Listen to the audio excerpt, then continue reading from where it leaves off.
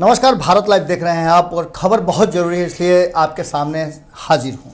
खबर यह है कि सरकार बनाने से पहले एनडीए में एक बड़ा ट्विस्ट आ गया है। वो ट्विस्ट क्या है हम आपको बताते हैं। उससे पहले हम आपको बता देते हैं कि जिस तरह से आपको जानकारी थी कि भारतीय जनता पार्टी की एक बड़ी बैठक होने वाली है और बैठक के बाद एनडीए की बैठक होगी, लेकिन अचानक से भारतीय जनता पार्टी की बैठक को कैंसिल कर दिया गया। आपको पता है कि इससे पहले हमने आपको बताया था कि कई दौर की कई अलग अलग खेमे में भारतीय जनता पार्टी के अंदर में बैठकें हो रही हैं और वहीं जदयू के कई खेमे में भी बैठकें हो रही हैं।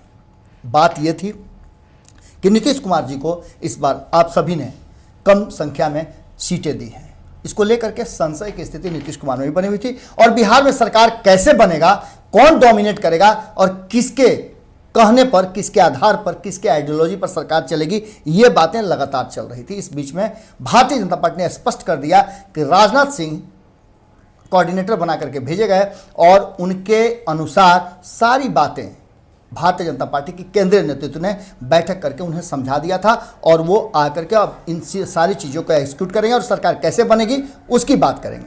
भारतीय जनता पार्टी की बैठक को कैंसिल करके सीधे एनडीए की बैठक की गई और एनडीए की बैठक में सभी घटक दल के नेता मौजूद थे। जहां एक तरफ भारतीय जनता पार्टी की तरफ से कोऑर्डिनेशन करने के लिए राजनाथ सिंह मौजूद थे, देवेंद्र फडणवीस मौजूद थे, जिसकी सूचना हमने आपको सुबह सुबह भोर में दे दिया था।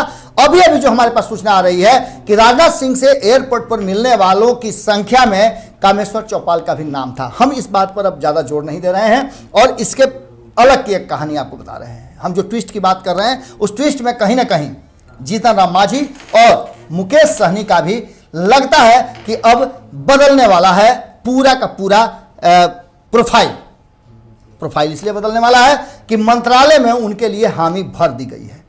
सूचनाएं जो हमारे पास मिल रही हैं उन सूचनाओं के आधार पर कहा जा रहा है कि कल किसी भी समय, अब बहुत जल्दी उसका आपको बता देंगे कि कल दिन के किसी भी समय में शपथ ग्रहण समारोह हो सकता है। बहुत ही सादा शपथ ग्रहण समारोह होगा, कोई तामझाम नहीं होगा और इस तामझाम नहीं होने वाले शपथ ग्रहण में मुख्यमंत्री के पद के साथ साथ दो और लोग शपथ लेंगे।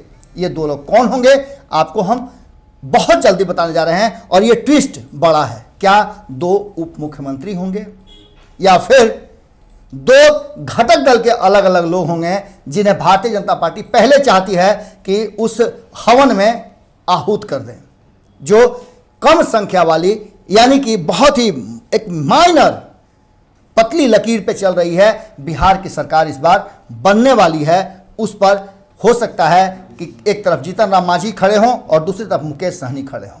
ये दोनों हो सकता है कि कल नीतीश कुमार जी या जिनके नाम पर घोषणा हो चुकी है, घोषणा तो आपको पता ही है कि घोषणा हो चुकी है कि नीतीश कुमार जी ही मुख्यमंत्री होंगे और उनके अगल और बगल में शपथ लेने वाले दो लोग या तो उप मुख्यमंत्री के दो दावेदार होंगे या फिर मुकेश सहनी और जीतन राम मांझी के खेमे से कोई ना कोई एक और शपथ लेगा। और यह खबर सबसे ज़्यादा ब्रेकिंग खबर है। इस खबर पे आप टिके रहिए, तब तक हम तुरंत आपको इस खबर की हकीकत बताते हैं वो कौन से दो नाम होंगे जो शपथ ग्रहण करेंगे। जुड़े रहें भारत लाइव के साथ, खबर लगातार आपके पास तक पहुंचा रहे हैं हम और ये खबरें सबसे पहले आप तक पहुंच रही हैं। इसीलिए भारत लाइव को सब्सक्राइब कर लेना चाहिए आपको।